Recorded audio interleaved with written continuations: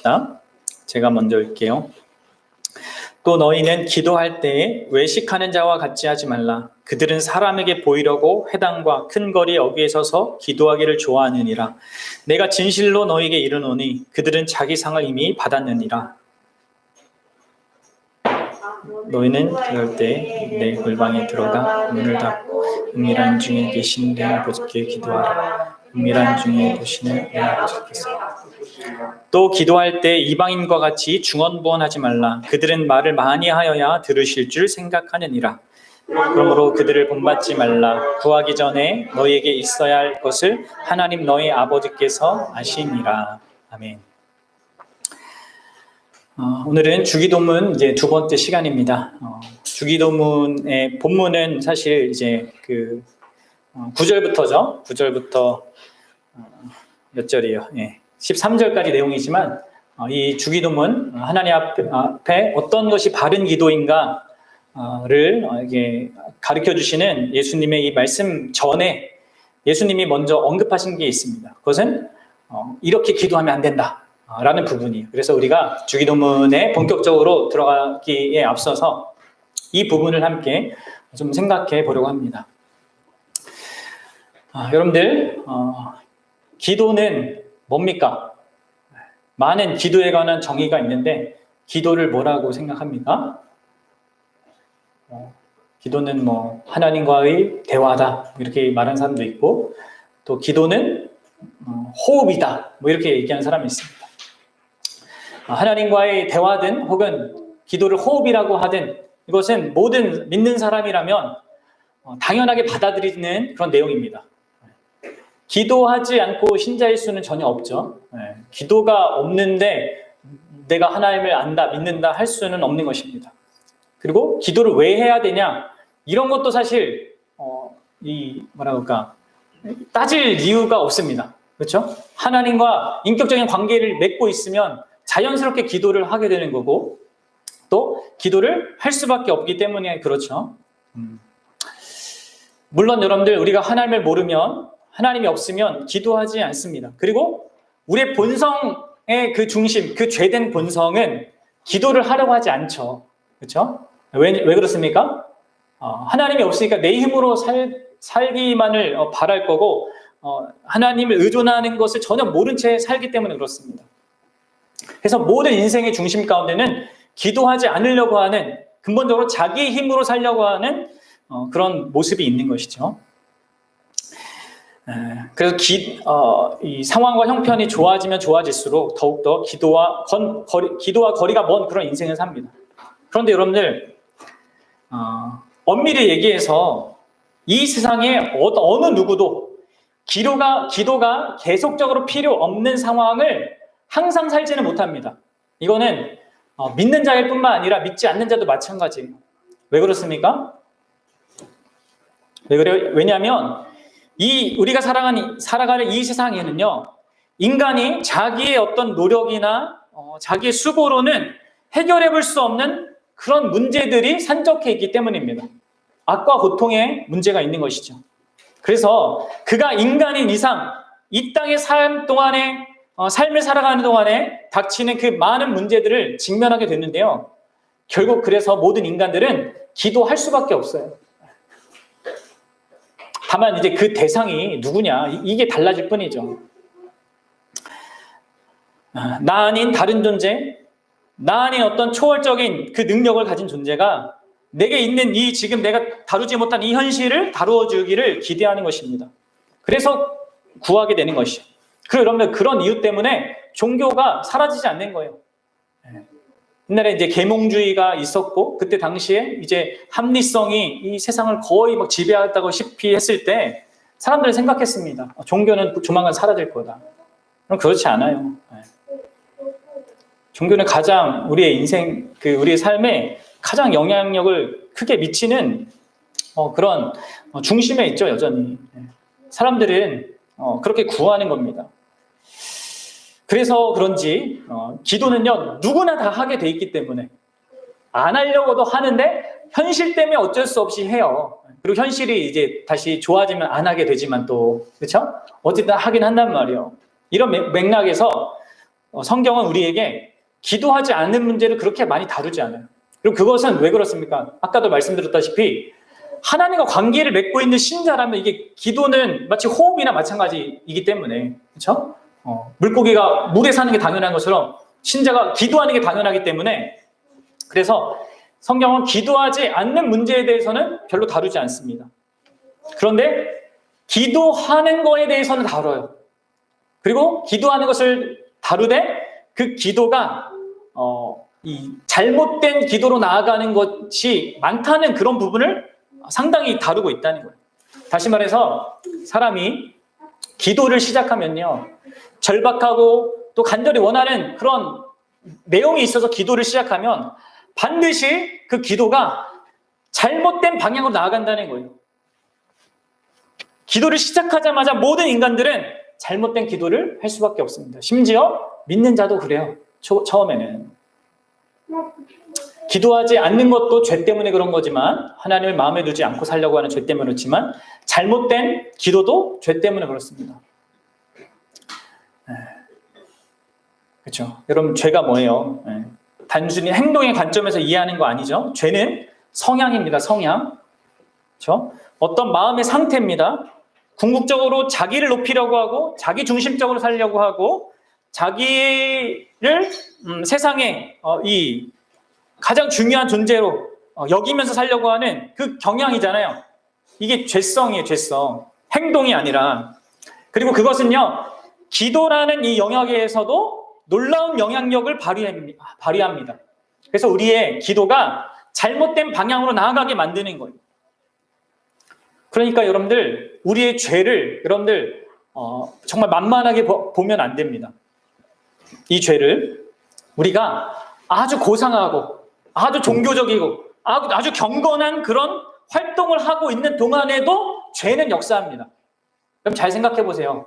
예수님이요, 그 사막에서 40일 동안 금식하고 있을 때 누가 나타나서 예수님에게 시험을 겁니까? 사탄이 역사하는 거예요. 그처럼 여러분들, 죄와 이 사단의 역사는요, 아주 교묘해서 우리가 가장 고급하다고 생각하는 거, 경건하다고 생각하는 거, 심지어 우리가 성경책을 읽을 때, 기도할 때, 아니면 내가 전도할 때, 아니면 착한 일을 할 때, 이런 모든 것 속에서 관여하여서 우리를 잘못된 방향으로 나가게 할 수 있는 겁니다. 겉으로는 착한 일인데 전혀 하나님이 기뻐하시지 않는 그런 모습. 그러니까 기도도 마찬가지죠. 기도를 하는데 전혀 하나님이 받으시지 아니하는 그런 기도로 나아가게 만드는 것이 우리의 죄인 거예요.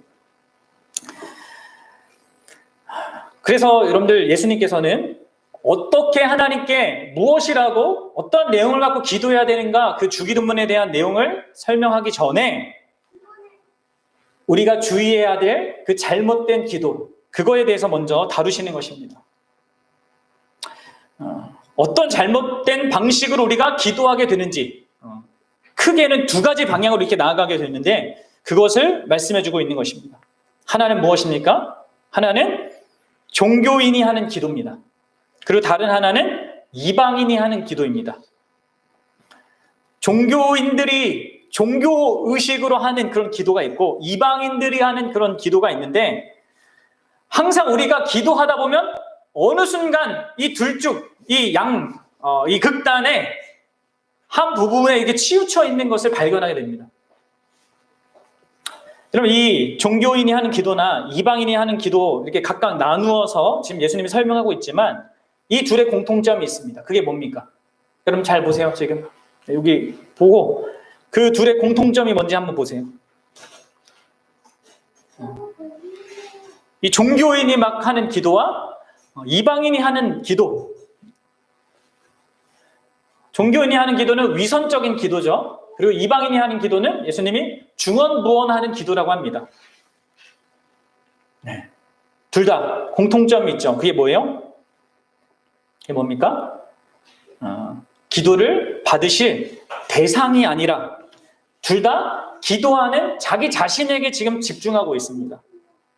이것이 바로 우리가 기도할 때 항상 주의해야 될 그런 문제입니다. 우리를 기도할 때마다 잘못된 기도로 나아가게 하는 원흉이죠. 항상 나에게 신경 쓰는 거예요. 기도하는 동안에도. 먼저 예수님이 다룬 이 외식하는 기도 한번 보십시오. 이런 외식의 기도는 주로 종교인, 그러니까 하나님을, 소위 하나님을 믿는다고 하는 사람들 속에서 나타난다는 거예요. 예수님 이렇게 얘기하죠. 6장 5절 보세요. 또 너희는 기도할 때 외식하는 자와 같이 하지 말라. 그들은 사람에게 보이려고, 사람들이 나를 보라고 회당과 큰 거리 어귀에 서서 기도하기를 좋아하느니라. 내가 진실로 너희에게 이르노니 그들은 자기 상을 이미 받았느니라. 이 외식하는 자들은요, 바리새인을 지금 염두에 두신 거예요. 그럼 이렇게 종교인이 기도하는 궁극적인 목적은 자기 자신을 드러내는 데 있는 것입니다. 사람들에게 잘 보이고 싶은 거죠. 내가 이렇게 기도하는 사람이라고, 내가 이렇게 경건하다고, 다른 사람이 자기를 기도를 열심히 하는 그런 아주 경건한 종교인으로 자기를 보기를 원하는 겁니다. 그런 명성, 훌륭한 기독교인, 훌륭한 종교인, 지금으로 이렇게 치환해서 보면 이렇게 원하는 거죠. 그러니까 신앙생활하는 다른 측면도 그렇고 기도도 그런 거예요. 여러분들, 이러한 기도가 왜 잘못된 것입니까? 왜 잘못되었어요? 그것은, 기도는 누구에게 하는 겁니까? 사람들에게 인정받기 위해 하는 겁니까? 그렇지 않죠. 기도는 하나님을 대상으로 하는 거예요. 하나님만이 우리의 기도를 받으실 자격이 있고 온전히 그분께 집중하는 것이 마땅합니다. 기도하는 사람 그 전 존재는 오직 하나님께만 집중하고 다른 모든 것은 사실 있는 게 마땅해요. 그래서 그 하나님이 들으실 만한 그런 기도, 내가 지금 그런 기도를 하고 있는지를 생각해야 되는데 그걸 생각하지 않고 그냥 다른 사람이 나를 좋게 봐주기를, 그래서 그럴듯한 형식만 갖추고 있는 그런 기도인 거죠. 얼마나 이것이 여러분들 겉으로는 종교적인 것처럼 보여도 무례한 것입니까? 여러분, 이러한 현상은요, 특히 우리가 함께 모여서 기도할 때 생기기 쉽습니다. 그렇죠? 기도를 내가 옆에 있는 사람 들으라고 하는 경우가 생긴다는 거예요. 특히 소위 이제 대표 기도라는 거, 그것이 이런 이 가식적이고 외식적인 기도로 쉽게 변질될 가능성이 높습니다. 자기도 모르게 이 대표 기도를 하는 사람이 사람을 의식해서 멋진 말, 유창한 말, 자기가 하나님을 진짜 사랑하는 것처럼 보이고자 하는 말, 이런 것들을 꾸며서 하게 되기 때문에 그렇습니다. 그래서 그런 농담도 있잖아요. 어떤 장로님이 한번 기도하면은 몇십 분 동안 온 세계를 다 돌아다니면서 그것에 대해서 막 이렇게 장황하게 그런 식의 자기를 드러내는 어떤 식의 의미로 이렇게 사용을 한단 말이에요. 그런 부분에 있어서 우리가 주의해야 하는 거죠. 근데 여러분, 또 다른 측면에도 이런 것도 있어요. 여러분들, 이제 여러분들 앞으로 우리가 오후 예배 때 제가 여러분들 중에 이제 대표 기도를 부탁할 거예요. 준비하고 계세요, 다들. 물론 아무나 시키진 않고요. 준비됐다 이렇게 싶을 만한 그런 사람들에게 부탁을 할 건데, 대표 기도를 시키면 어떤 사람들은 또 그래요. 나 못하겠어요. 이렇게 반응을 해요. 왜 그렇습니까? 다 물어보면 또 기도하기가 부끄럽다는 거예요. 그 기도에 대해서 무슨 생각을 하고 있는 겁니까? 대표 기도에 대해서 마치 이것을 연설처럼 생각하고 있는 듯한 그런 태도를 보이고 있는 것이죠. 이런 사람들 역시 기도를 잘못해서 하나님께 부끄러운 게 아니라 기도를 못하는 그런 자신이 사람들 앞에 부끄러움 당하는 것, 그것을 원치 않기 때문에 안 하겠다고 하는 거죠. 여러분들, 우리가 기도하는 것은 하나님 앞에 하는 겁니다. 우리가 그렇게 기도를 생각하지 않으면 이 기도를 결국 사람들 앞에서 행하는, 자기를 치장하는 종교적인 액세서리와 같은 것으로 생각하는 거죠. 바로 이것이 우리가 기도할 때 주의하고 피해야 할 그런 기도의 모습입니다. 여러분들, 기도는 하나님을 향하는 겁니다. 하나님과 함께 온전한 교제를 누리는 수단이에요. 이것을 우리가 기억해야 합니다. 그리고 여러분들, 두 번째로 예수님이 주의해야 될 기도를 뭐라고 얘기합니까? 7절입니다. 보세요. 7절. 같이 읽어봅시다. 시작. 또 기도할 때 이방인과 같이 중언부언하지 말라. 그들은 말을 많이 하여야 들으실 줄 생각하느니라. 여러분들, 이방인들이 주로 하는 기도, 유대인들하고는 좀 다른 거죠. 유대인들이 아닌 다른 자들이 하는 기도의 특징을 중언부언이라고 있습니다. 그럼 중언부언은 무엇을 말해요? 중언부언, 무의미한 말을 무한하게 반복하는 겁니다. 계속 했던 말 또 하고 하면서. 그러면 여러분들, 왜 이방인들이 이렇게 중언부언을 하는 기도를 합니까? 왜 해요? 그 뒤에 나와 있죠. 하지 말라 하시면서 뭐라고요? 그들은 말을 많이 하여야 들으실 줄 생각하느니라. 지성이면 감천이다라는 생각이 있는 거예요. 고대로부터 지금까지 기도에 대한 가장 큰 오해 중에 한 개죠. 이것이 뭐요? 진심과 최선과 간절히 빌기만 하면 신이 감동할 거라고 생각하는 겁니다. 구약 시대 때도 여러분들, 갈멜산에서 엘리야와 그 바알 선지자 그 800명이 대결할 때 그 바알 선지자들이 그 바알에게 막 간절히 부르지 않습니까? 막 중얼중얼하면서 중언부언하면서 막 신에게 부르짖자 신이 응답하지 않죠. 그러니까 어떡합니까? 막 칼로 자기 몸에 상처를 내면서 바알이여 들어주십시오라고 이렇게 기도를 했단 말이에요. 죽기 살기로 매달리면 이러한 자기의 이런 열심을 보고 신이 감동할 거라고 믿었기 때문인 거죠.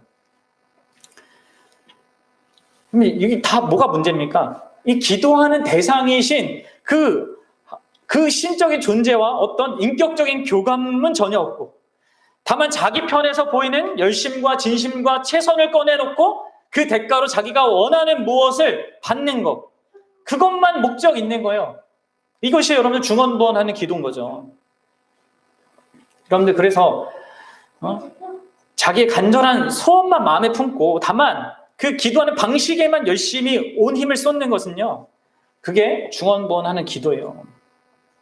그리고 그것을 하나님이 받으시지 않는 거죠. 하나님을 전혀 염두에 두지 않는 것이니까. 그러면 이렇게 중언부언하는 기도 역시 앞에서 얘기한 외식하는 기도와 마찬가지로 우리의 기도 생활을 발목 잡는 큰 문제 가운데 하나인 것입니다.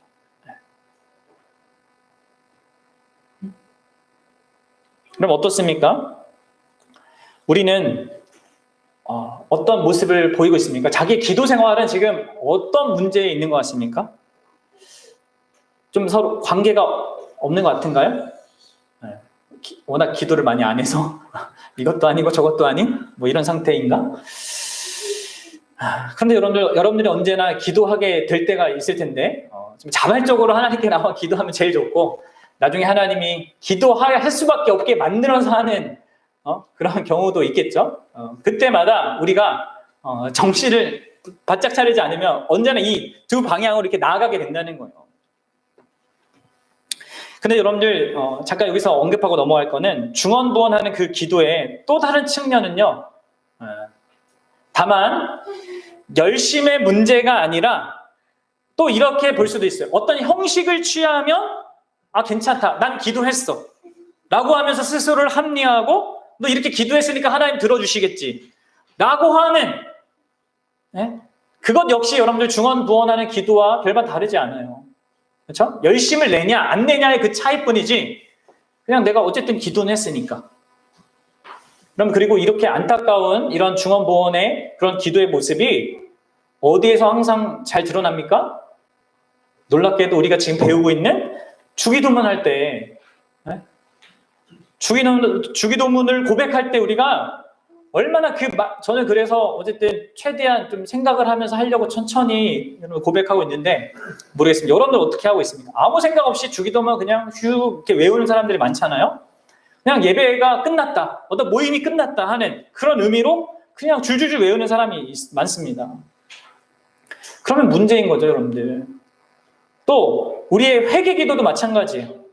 우리가 오전마다 회개기도 하자 이렇게 했는데 전혀 자기의 죄에 대해서 좀 안타까워하거나 슬퍼하거나 진정으로 하나님께 용서받고자 하는 그런 마음도 없이 그냥 형식적으로 회개하는 거죠. 그러면 식사기도는 또 어떠해요? 밥 먹을 때 기도는 하죠? 그냥 후다닥 그냥 하나님께 감사하는 마음 없이 습관적으로 하는 그런 경우가 많습니다. 심지어 찬양도 마찬가지예요, 여러분들. 네, 곡조 있는 기도라고 하잖아요, 찬양이.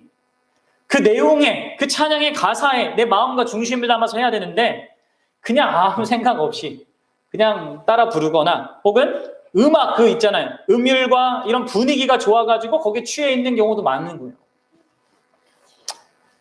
여러분, 이렇게 형식만 갖추면 된다고 생각하거나 또는 형식을 갖추면서 진심만 내면 된다고 생각하는 그 모든 기도가 중언부언하는 기도입니다. 결국 뭘 생각하지 않는 겁니까? 그 대상을 생각하지 않는 거예요. 다 자기 중심적인 기도인 거죠. 외식하는 기도나 이 중언부언하는 기도나 다 자기 중심적인 거예요. 이게 항상 문제인 거죠. 이 죄가. 여러분, 물론 어떤 의미에서 우리는 이렇게 잘못된 기도로부터 기도를 시작하고 또 수정받으면서 배워가긴 합니다.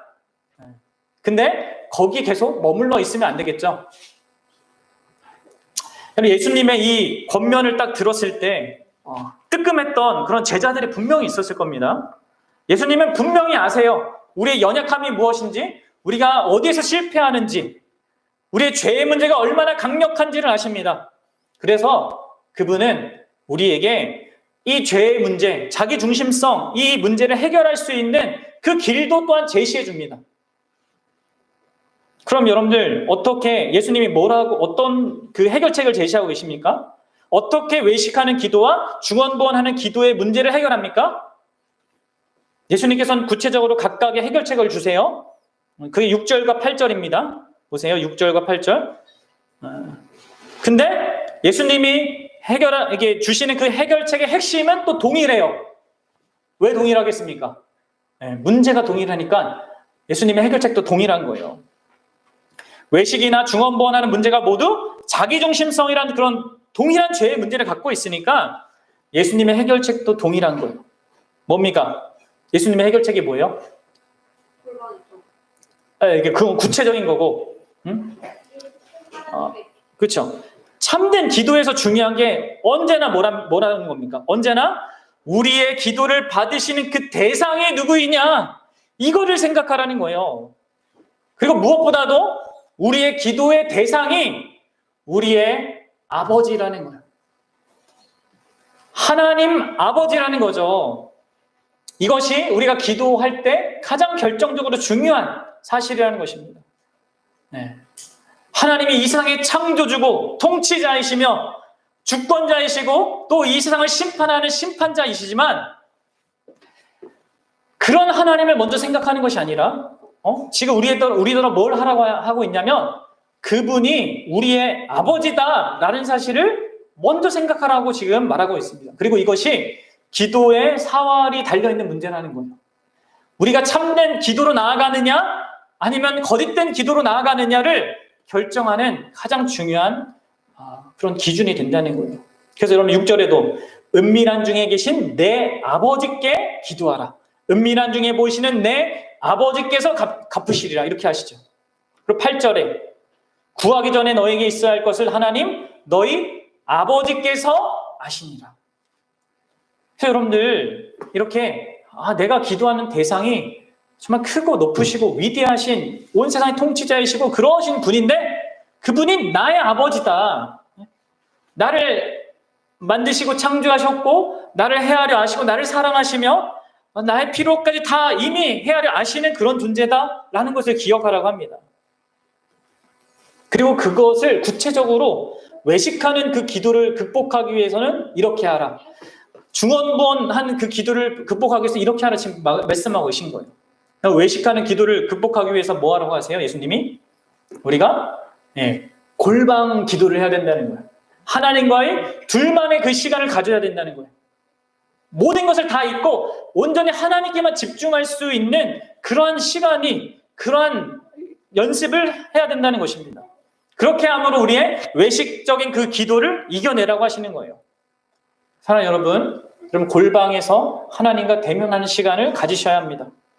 그 가운데 우리는 소극적으로 다른 사람을 다 잊어버리고 그리고 심지어 자기 자신도 잊은 채 전적으로 하나님께만 집중하는 그런 기도를 하는 그 시간과 그 영역과 그러한 훈련들이 우리에게 필요하다는 거예요. 그렇게 함으로 전적으로 하나님을 바라보는 그런 것이 필요하다는 것입니다. 여러분들 예수님도 그렇게 하셨어요. 공생의 기간 동안에 많은 사역을 하시면서도 수시로 예수님께서는 사람들이 없는 한적한 곳에 찾아가서 기도하셨습니다.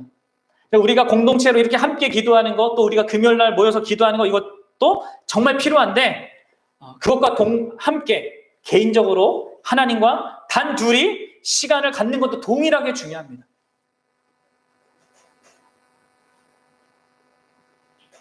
사랑하는 여러분, 부부가 서로 딴방을 쓰게 될 수 있는 유일한 경우, 잘 들어야 되는데 우리 결혼할 우리 지체들, 부부가 유일하게 서로 딴방을 쓰게 될 유일한 경우는 기도하기 위해서입니다. 성경이 얘기한 유일한 경우예요. 그 외에 서로 딴방을 쓴다. 그러면 하나님 기뻐하지 않으십니다. 잘 아셔야 돼요. 기도하기 위해서 서로 얘기를 하고 어느 정도 일정 동안 이렇게 딴방을 쓰는 거에 대해서는 괜찮지만 그 외에는 부부가 서로 각자 자지 말라 이렇게 얘기한단 말이에요. 사랑하는 여러분, 그런 시간을 좀 가져보십시오.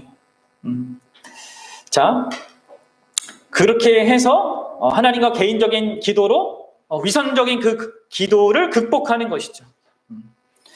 그리고 여러분들 중언부언하는 그 잘못된 기도에서 벗어나는 길로 무엇을 말하고 계십니까? 예수님이 하나님이 뭐래 8절 보세요. 8절 후반절에 보세요. 뭐라고 하고 있습니까? 하나님이 어떤 아버지냐? 어떤 아버지예요?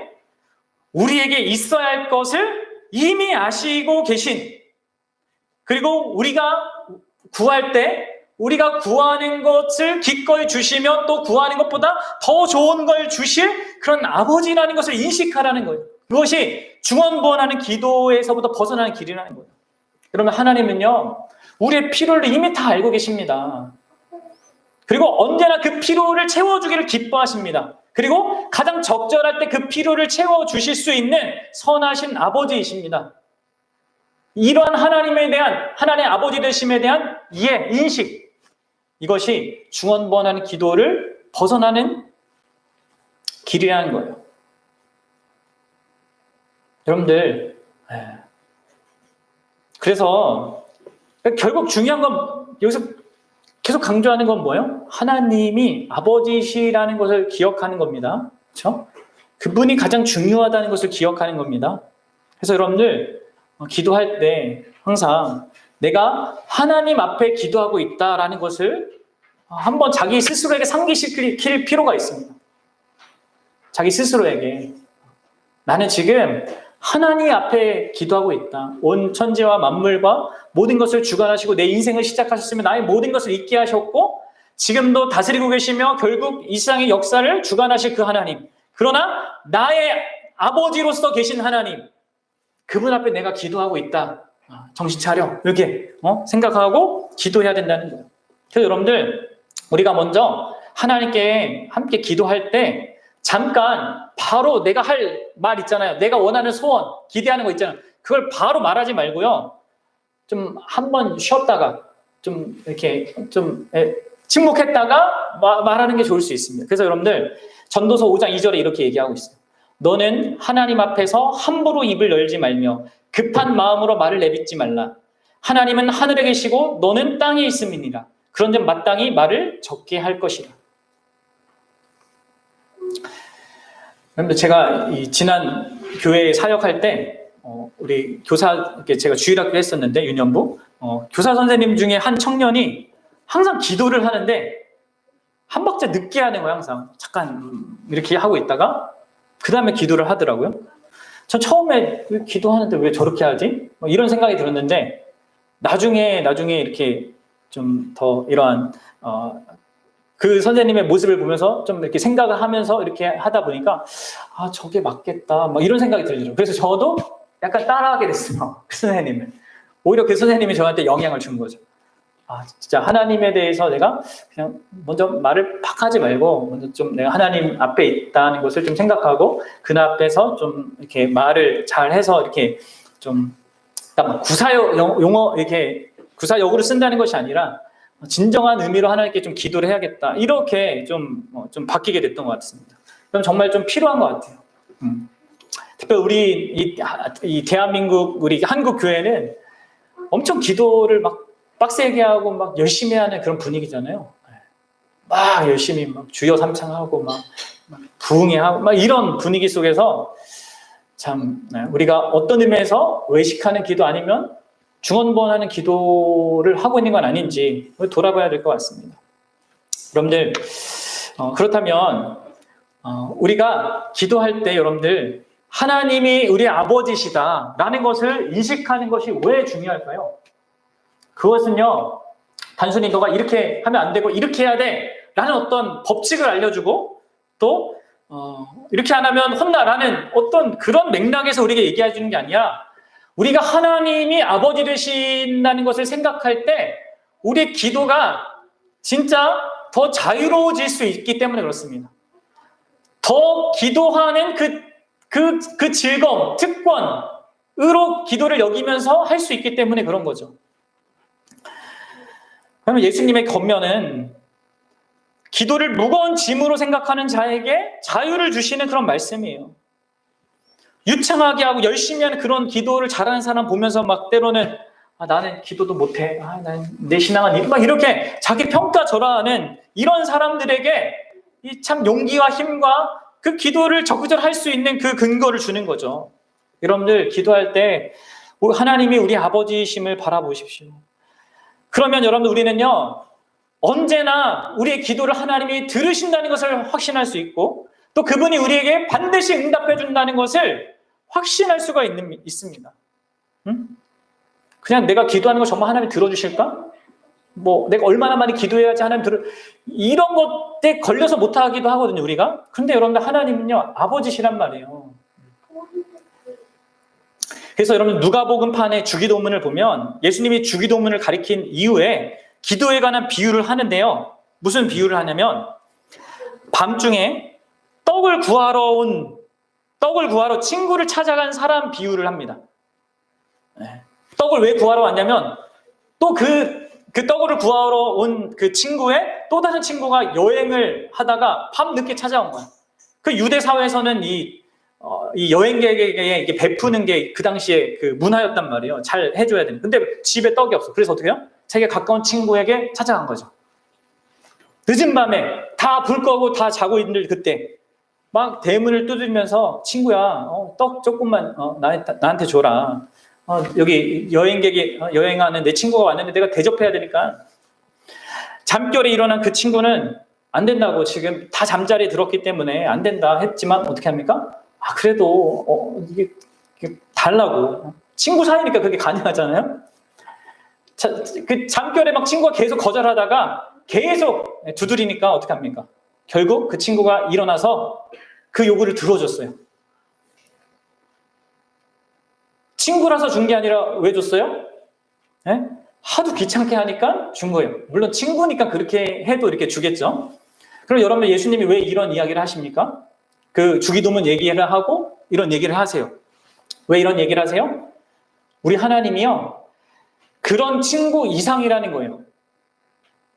밤에 찾아가서 무리하게 무엇을 구할 수 있는 그 친구 사이 이상이 바로 하나님과 우리의 관계라는 거예요. 아버지라는 거죠.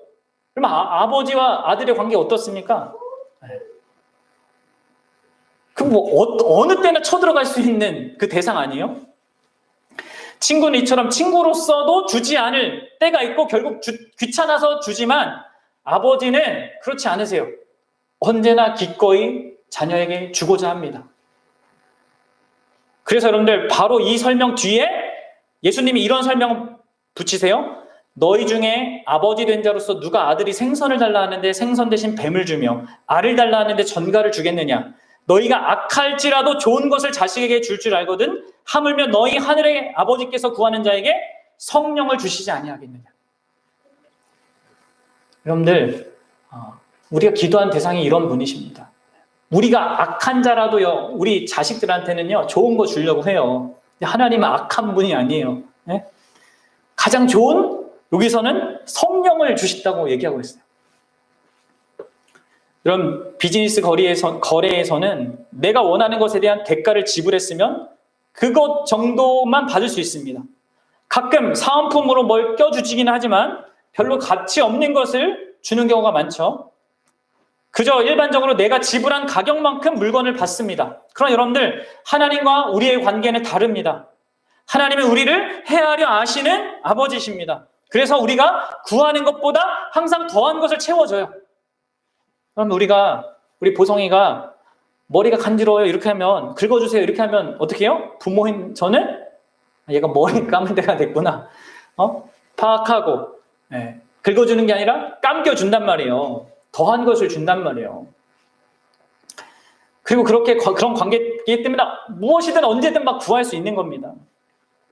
막 피곤해서 자려고 하면 보성이는 항상 그럽니다. 아빠 물 줘. 꼭 잘 때. 꼭 그래요. 그럼 어떻게 해요? 일어나서 집 떠나줍니다.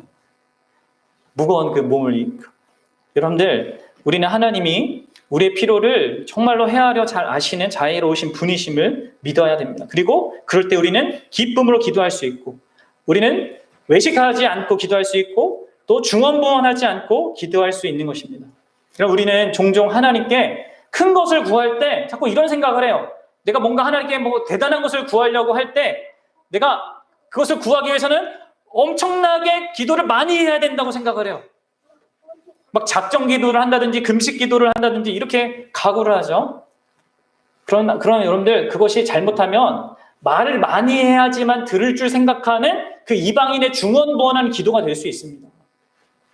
물론 때론 그런 기도를 하나님이 우리를 시킬 때가 있어요. 그러나 보통은 그렇지 않아요. 그러면 하나님은 우리 아버지십니다. 그분은 우리의 신음소리에도 응답하시고요. 하나님, 저 진짜 기도할 힘도 없고 기도할 마음도 없어요. 그런데 제 소원이 있는데 이거 들어주세요. 이렇게 해도 그럼 하나님이 받아주세요. 그럼 기도는 하나님께 드리는 뇌물이 아닙니다. 하나님 자녀의 특권이에요. 이를 깨달을 때 여러분, 기도가 즐거워질 수 있는 거겠죠. 여러분들, 그럼 결론적으로 마지막으로 반드시 우리가 여기에서 짚고 넘어갈 것이 있습니다. 그것은 무엇입니까? 우리가 무엇을 근거로 하나님을 우리의 아버지로 확신하며 하나님을 아버지로 부를 수 있는가 하는 거예요. 도대체 무엇을 근거로? 하나님과 나의 관계를 이렇게 부모와 자식의 관계로 이렇게 내가 말할 수 있는 그 근거, 그게 뭐냐는 거죠. 오늘날 많은 그리스도인들이 쉽게 하나님을 아버지라, 교회에서 그냥 다 너나 나나 할 거 없이 다 아버지 하나님 하니까 아무 생각 없이 부르는 경우가 너무 많습니다. 그러나 여러분들, 우리가 하나님을 아버지로 부른다는 것에는 그것에 대한 엄청난 배경이 있는 거예요. 그것을 생각하지 않고 아버지를 부르니까 이 아버지의 그 내용이 힘이 없고, 이게 긴가민가, 정말 저분이 내 아버지인가 이렇게 생각하면서 내가 많이 해야 되는 거 아닌가, 기도를 더 많이, 이렇게 가는 겁니다. 그리고 우리 보성이가 엄마를 부르는 것 배경 속에는 뭐가 있는 거예요? 네. 엄마 아빠가 사랑한 것도 있고, 엄마 아빠가 결혼한 것도 있고, 그 안에서 낳는 그 모든 과정들이 있단 말이에요. 낳는 그 어려움이 있었고, 우리가 아버지로 부를 수 있는 그 배경에는 바로 예수 그리스도께서 하신 일이 있다는 거예요. 그것 때문에 우리가 하나님을 아버지라 부를 수 있는 것입니다. 여러분들, 갈라디아서 4장 4절에서 5절에서 이렇게 얘기해요. 잘 들어보세요. 때가 참에 하나님이 그 아들을 보내사 여자에게 나게 하시고 율법 아래 나게 하신 것은 율법 아래 있는 자들을 속량하시고 우리로 아들의 명분을 얻게 하려 하심이라. 예수 그리스도께서 율법 아래 나셔서 율법 아래 있던 우리 자들, 그 율법으로 말미암아 영원한 심판이 마땅한 자들을 대신 속량하셔서, 대신 구원하셔서 자기가 죄에 대한 그 대가를 받으시고, 그리고 그럴 뿐만 아니라 우리로 아들의 명분까지 주게 하신 그 예수 그리스도의 일이 있었기 때문에 우리가 하나님을 아버지라 부를 수 있는 겁니다. 그분이 율법에 따라 죄를 범한 우리가 마땅히 죽어야 되는 그 죽음을 대신 죽고 우리가 마땅히 살아야 될 삶을 대신 사신 것입니다. 그래서 우리에게 있는 죄는 그분이, 그리고 죄의 그 결과를 가져가시고 자신에게 있던 그 가장 복된 것, 아들의 영광을, 우리 교회가 그 영광이죠. 그 영광을 우리에게 주신 거예요. 그래서 여러분들, 예수 그리스도를 믿는 자만이 하나님을 아버지라 부를 수 있는 거예요. 영접하는 자, 곧 그 이름을 믿는 자들에게는 하나님의 자녀가 되는 권세를 주셨으니. 그리고 여러분, 이것이요, 바로 예수님의 이름으로 기도한다는 말의 의미예요. 여러분, 예수님의 이름으로 기도한다는 것이 기도가 끝나는 것을 표시하는 신호가 아니에요. 우리 아무 생각 없이 이것도 기도 말미에 덧붙이는 경우가 너무 많은데 아닙니다. 예수님의 이름으로 기도한다는 것은 스스로 하나님을 아버지로 부를 수 없는 자들을 위해서 그분이 십자가에서 이루신 것을 근거로 하나님께 나아간다. 그것을 근거로 내가 자녀됨을 확신한다는 그 고백 속에서 구하는 겁니다. 그래서 여러분들 여기 주기도문에 그 앞에 우리 아버지라고 이렇게 우리가 처음 하잖아요. 그 우리 아버지라는 그 말 자체에 예수 그리스도의 이름으로 기도합니다가 들어있는 거예요. 우리의 믿음의 선배들이 그렇게 얘기했습니다. 우리 아버지라고 부를 때 우리는 예수님의 이름으로 기도합니다라고 하는 거라고. 그러니까 주기도문에 따로 뒤에 붙이지 않는 겁니다. 우리가 우리 아버지라고 하나님을 부를 수 있는 게요, 예수님의 이름 때문이거든요. 그분의 존재와 그분이 하신 일 때문에. 그래서 여러분들, 우리는 예수 그리스도를 믿고 의지하는 가운데 하나님을 우리 아버지로 확신하여 구할 수 있습니다. 그리고 하나님도 우리를 그리스도 안에서 자녀로 기꺼이 대하십니다. 사랑하는 여러분, 저와 여러분들이 진정으로 참된 기도, 예수 그리스도께서 가르쳐 주시고 가능하게 해주신 이 기도를 정말 할 수 있으면 좋겠고, 하나님을 의식하는 가운데 그렇게 나아갔으면 좋겠습니다. 우리는 이렇게 왔다 갔다 할 거예요. 지금 기도할 때마다 위선적인 기도와 중언부언하는 기도와 왔다 갔다 할 텐데 하나님이 우리를 도와주실 것입니다. 성령의 도우심으로 우리로 하여금 그 예수 그리스도를 힘입어서 하나님을 아버지로 확신하는 가운데 그렇게 하나님을 구하게 되는 그런 길로 우리를 이끌어 가실 것입니다. 저와 여러분들이 그렇게 우리를 참된 기도의 길로 인도하시는 그런 주님의 인도하심을 경험하여 정말 하나님의 그 넘치게 응답하시는 것들을 여러분 삶 속에서 풍성하게 경험하게 되는 그런 저와 여러분 될 수 있기를 주님의 이름으로 축복합니다.